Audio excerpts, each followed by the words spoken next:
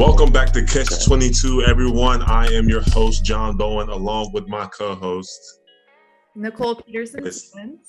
There we go. And then we have the Coastal Carolina legend, along with the Wilmington legend, Mr. Elijah Wilson. How you doing, man? Thank you guys for having me. I'm doing good. Thank you guys for having me. I'm glad to be a part of the cast. I'm looking forward to it.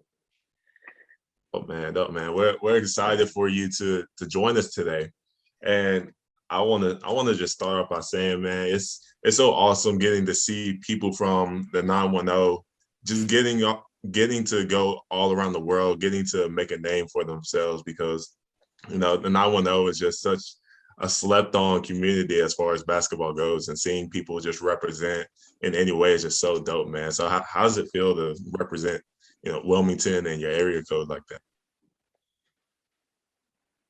I'm trying to do my best. It's actually a very underrated city. Like you said, there's a lot more talent and stuff that comes out of it than people actually know. So I'm lucky enough to be one of the ones that kind of made it out and did a few good things ever since then. So I just try to do my best to keep representing the city good and keeping the name good, and try to hopefully pave the way for some other young guys that are looking to do the same. So definitely, man, that's dope. That's dope. Like you said, it's such a underrated city. I've seen so many cats just playing around in Wilmington or playing pickup that just have so much talent around there, man. It's just either just under recruitment, man, or we just never got the chance. But there's so many dudes out there in Wilmington, also in Fayetteville too. It's part of the 910 that have the talent, and it's just such slept on cities. That surprises me though, because I mean, that's where Michael Jordan came from. That surprises me. It's also in North Carolina. So North Carolina as a state, is automatically, you're getting talent when you're talking about, especially basketball and as far as sports go and stuff. So I was surprised when my dad coached at UNC Wilmington. I was really surprised about how much people sleep. And it's not just recruiting kids out of there. It's even like the university, people sleep on the sports, the athletics and stuff like that. And it's like, it's such a beautiful place with so much talent there. Look at the JUCO school there, Cape Fear, even their basketball team has it's never not decent. You know what I mean? Like it's earned its own name and recognition. So that really does surprise me. So with all of that being said, being from Wilmington and everything like that, you played at Laney, right? Yeah, I played there 1 year before Coach Falk. Okay. Came. Yeah. Okay. So he came there in 2013. 2013, and I graduated in 2012. So you were 1 year from maybe two from playing with my brother. I can't remember. Rob Peterson. He went to Lane. Yeah. But I was like 2 years, I think. Yeah. So what was your experience? It's weird because I feel like I can't really ask my brother this question just because he grew up around Michael and everything. But for you, what was your experience going to the same high school as Michael Jordan? Or did it even affect you? Were you just a kid going to school and you never even thought twice that you were, going through that same? To be honest, you really don't think about it that until you go to the gym, of course, and you see all the memorabilia, all the shoes and all the pictures and the gym floor. I wasn't fortunate enough to actually be there at the time when they built the new gym and when they built the memorabilia with all his shoes and stuff in there. But I think now is really they're really starting to take a little bit more pride into. Well, I wouldn't say pride is the right word, but they're really starting to really hype it up as far as really putting more stuff of him in there. But when you're just going through it, you're going there and as a student and stuff, honestly, I mean, I did personally because I played basketball and that's what I really wanted to do. So I really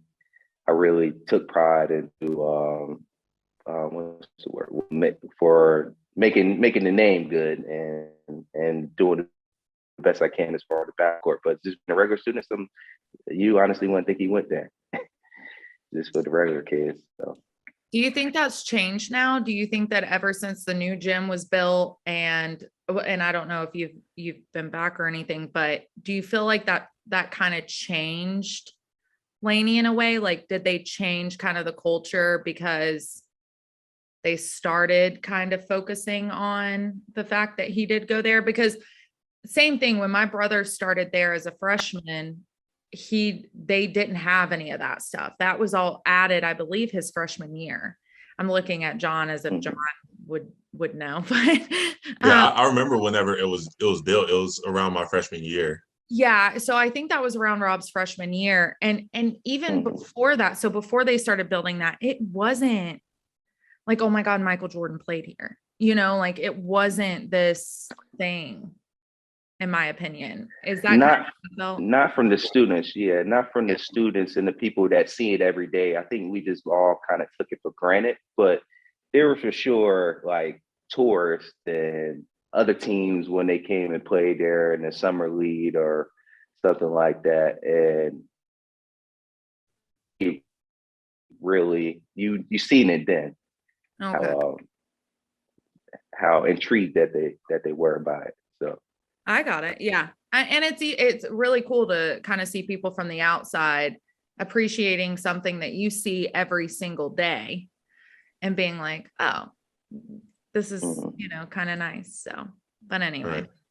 Yeah. I was wanting to ask, every high school has their rivalries. For me, I went to West Bladen, and so our rival was always East Bladen, the crosstown rival. You guys have New Hanover, Hoggard. What were those rivalries like? Who was that team that just every time you played them, it was like, all right, bro, we about to go bust them up. I had to say New Hanover High School or Hoggard. It's a toss up, just depending on what players that they had there at the time. But if I had to choose one, it for sure would be New Hanover because they was the most stacked team, and they actually won a state championship and one of the years in my 4-year tenure. My senior year, they won a state championship. So they was definitely the team to beat at the time. Yeah, man, that's dope. They were good for a while. They were always the team. I remember when Rob was playing, I was like, no, because they were just always stacked and had, everyone there. So, and then the energy around there too. Like, I want to talk about that for a second. Like New Hanover, you would walk in there and it was just like, you knew that they were there to cheer on their team and everything. So that's not a place for sure. I don't watch them play at all. I don't know if it's still a thing now, but I think they still had the biggest gym in North Carolina. High school gym wise, because it used to be a college back in the day. Yeah. They might. They do have pretty good gym. I wouldn't be surprised. I wouldn't be surprised. Yeah. I know they have, if not the biggest, it's still one of the biggest in the state. All these schools are renovating their schools now, so it's so hard to tell. But I just grew up hearing about how those Laney and New Hanover rivalries used to be, and so it just reminded me of my West Bladen and East Bladen rivalries. And so was it kind of like they will win, y'all will win, or did anybody kind of dominate the rivalry? Oh, they used to spank us every year, at least my 4 years of high school there. Every year they used to beat us, and we really got it bad my senior year. They had a player there. He actually played at Laney for 3 years, Kadeem Al. He ended up transferring it. Yeah, he ended up transferring it our last year, and it was loaded. When they came to Laney and played us, they beat us like 50. That's tough. That's tough. So I'm trying to think. I don't think we won. The only time we beat them, I think it was one time my junior year and the Christmas tournament that I used to have at UNCW. But other than that, Nice. they used to beat us every time. Man, that's crazy. That's crazy. I know for us, whenever we played, it was always 1 year East Bladen would dominate, or 1 year West Bladen would dominate, or it would just be we would split it. But it almost felt like those Duke and Carolina rivalries almost sometimes in high school, because we take our rivalry serious over here in North Carolina. That we do. Yeah, we do. So going from high school now to AAU, kind of talk about your experience playing with Coach Falk and Flight 22, because I know we all have stories playing with this organization. So kind of tell us about your experience. I think it was one of the best decisions I made. Honestly, I don't think I would have had the career that I had in college if it wasn't for playing for Flight 22. I mean, he does. I mean, all good attest to this. He does a great job. He cares about all his players, and he does his best that he can to find you a place that you could play, and not only just a place that you could play, but a place that fits too, where you try to be in the best situation possible to play. So I was fortunate enough to play for Flight 22, have a relationship with Coach Falk, and yeah, just really fortunate that it worked out for me. Yeah, I remember he talked about your team was probably one of the best teams he coached. He definitely put it in the top 3, and so kind of going off your experience with Flight 22, kind of talk about some of the guys you played with. How were what was the talent like with the team that you played with? Oh well, I played with Rion for 1 or 2 years, Rion Holland. Mm-hmm. And he played Wichita State at first, and he went to junior college for 1 year, then he went to Mercer. Yeah. I played with DJ Mason. He my boy DJ. went to 4 years. TJ, he ended up going to Chattanooga, but he was really, really high recruited out of high school when he was at Ashley. I think he was really big on, I think he was on the verge of going to Virginia Tech at one point. Who else? Mike Moore. He played at Mount Olive College. He had a really good career there. I think he's one of the top leading scorers in the program. He's playing basketball overseas now. The funny thing is he's actually in Poland as well. I played against him 2 weeks ago. So Mike Moore. Who else am I missing? I didn't get a chance to play with Stillman. I missed him by 1 year. But a bunch of other guys. Drew Combs, Tyler Thayer, my brother Kyle.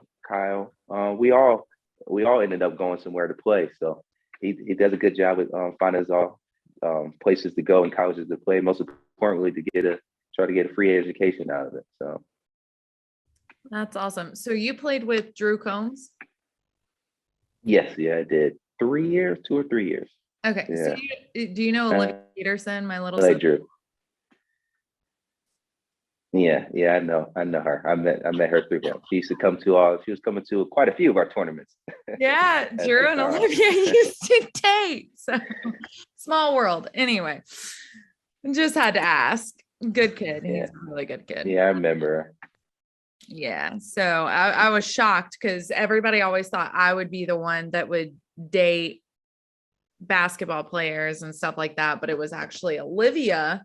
And then she ended up marrying a baseball player and I married a basketball player. So it was weird. Oh, really? How it worked out. So yeah. I avoided basketball players at all costs. That's for sure. As long as I could. But anyway, so yeah. So you played for Flight 22. That was a great experience. And you ended up at Coastal Carolina. What was that like what was that decision making for you? Why there? what drew you there? The beach is Well, awesome. But funny, funny story. I was actually supposed to go to college at Charleston right out of Laney. Uh, uh, they had the coach there at the time, Bobby Crimmins. He ended up getting sick in the middle of the season, and he retired. mhm. And they hired a new coach, and he came and watched me like work out at Laney, and he wasn't really interested. He wanted to bring his own recruits in, so I ended up going to prep school that same year, just so I could try to get another shot at find another school, since it was so late in the process. Where did you And go to prep then school, if you don't mind me asking? I'm sorry for interrupting.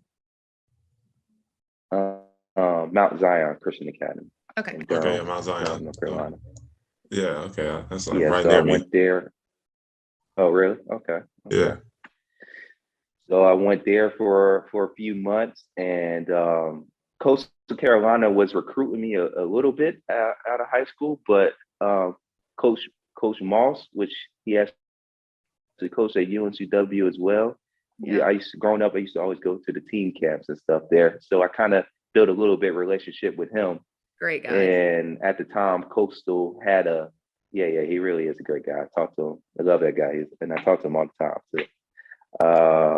So after I built a little bit of relationship with him, with the little bit of recruiting he did with me, he told me that the player there in my same position. So he told me that, well, since you're going to prep school now, I mean, I would like to recruit you more harder and stuff like this. And we kind of grown and got a little bit more close when I went to prep school. And then I went to Coastal for a visit, and I loved it. So I ended up signing there.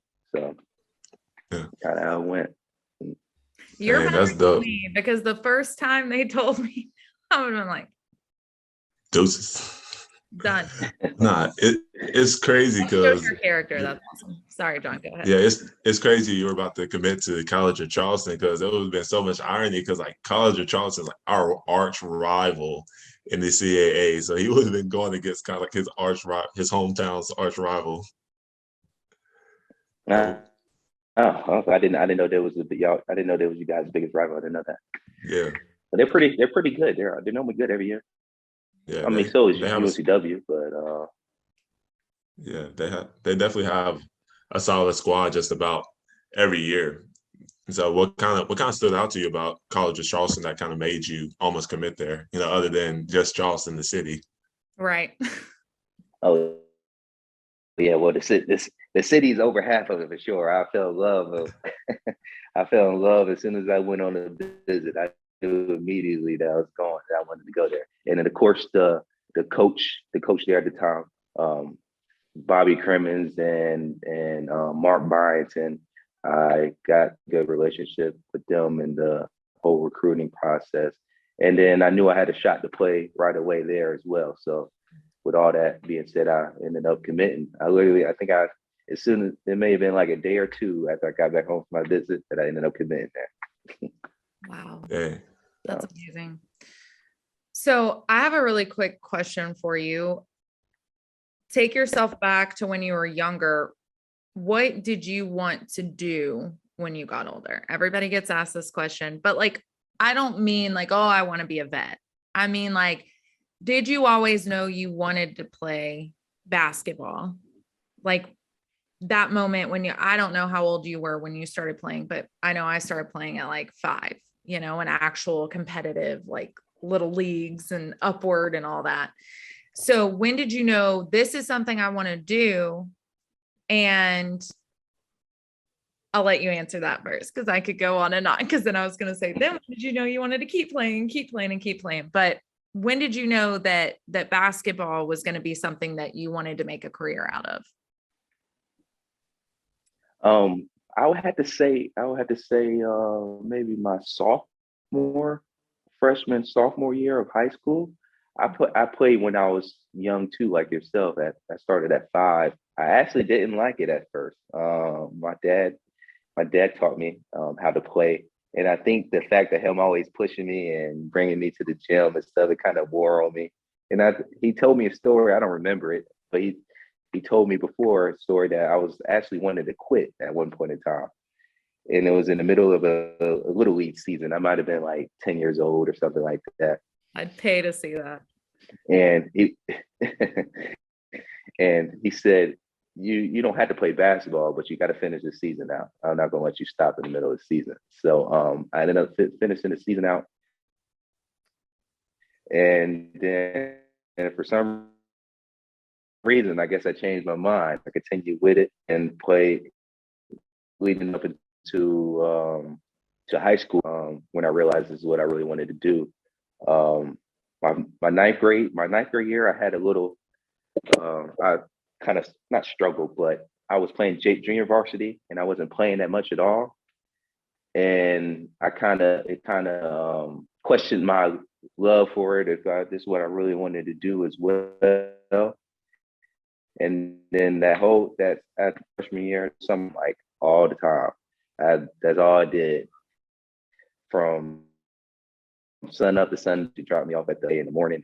And so I got really good over that period of time. And then I went from not playing at all on junior varsity to making the varsity squad next year. And then I realized that I might have a little bit of chance to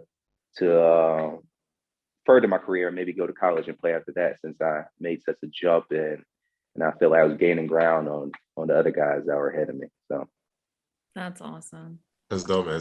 So you said that you were thinking about quitting when you were younger. Were there any other sports that you played at the time that kind of had your heart? Oh, no, I wouldn't say had my heart, but I played baseball. I did swimming. I ran track, but just for fun. I wouldn't say that I actually really loved it like that. I was just trying everything out, see which one I might like. So I feel like just a natural athlete. Yep. Yeah. Yeah, it's funny. I heard my dad doing an interview. He was doing like a Zoom thing for somebody's class. I think they do like sports management or something like that.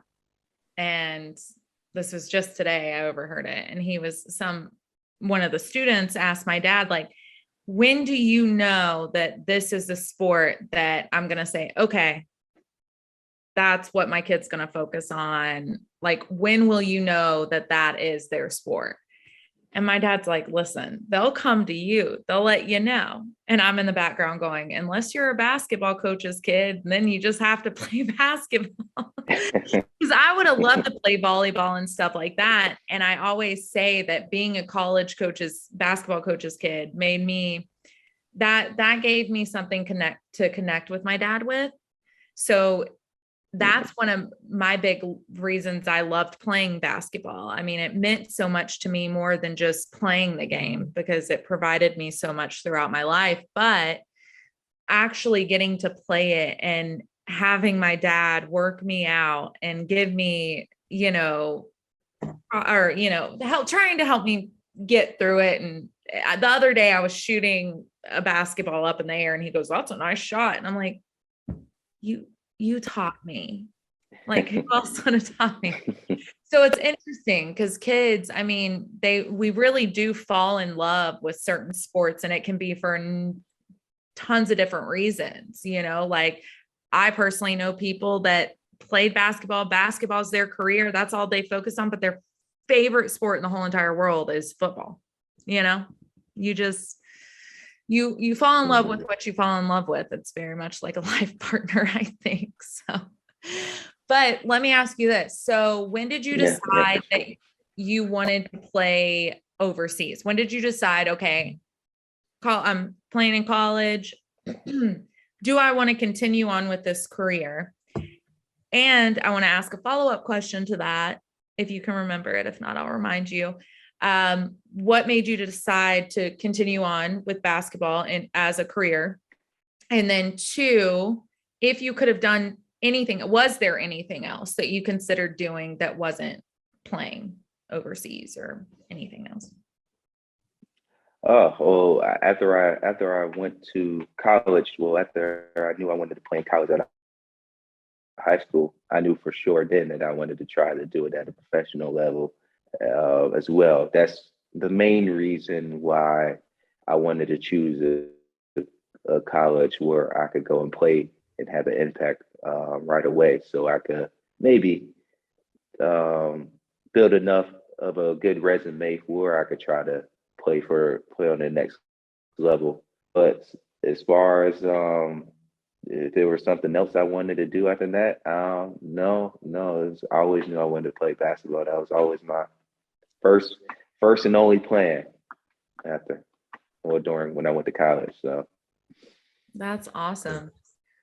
So the next thing I wanted to ask you is what do you see coming next out of your, how much do you have left in you? What do you see for you after playing basketball? What have you even thought about that?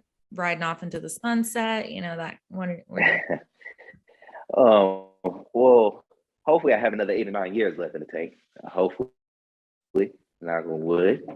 But after I finish playing, I want to be a college referee. That's what I want to try to do, and also open up. Huh? I said you're lying. No, seriously. I want to be a referee, and then I'll do that. And when it's not in season, I will want to have my own training business for as far as getting kids how to play basketball and stuff like this. That's what I want to do. That's dope, man. Actually do this now during the summer. Okay. So why a referee though? Like we spend our whole time hating them. Why a referee? Because you want to be a good one, right? You want to help us all out and be a good one. I'll be the one to change it. Yeah, that's what I like to hear. Yeah, I'll be the one that change it. I'll be the first likable referee. I'll be the first one. Yeah, I'll let you sit through my mom yelling at you through one game, and we'll see if you really got it. Man, I was gonna say, God bless you. You got some patience with you. I can barely hold my temper refereeing these kids camps, and they mouthing off at me. I can only imagine whenever you get to college and them dudes saying what they gonna say to you. I'm good. I'm very good at ignoring stuff. So act like I don't need to hear it. I'm good at that. I need you to come teach me, be my Zen coach or something, because I need that. I don't have it. That's an art. I'm going to let you ask him our big question that we ask all our guests. Okay. So Elijah, this is a question that we ask everyone that comes onto our podcast. It ties in with the name of our podcast. It is, what is your catch-22 moment? So meaning if I didn't make this decision, my life would have ended up so much more different, or I'm thankful that I made a decision. What's kind of a monumental or life-changing decision that you made in your life? What's your catch-22 moment? And it could be in life. It could be with basketball, whatever you're comfortable with sharing with us. But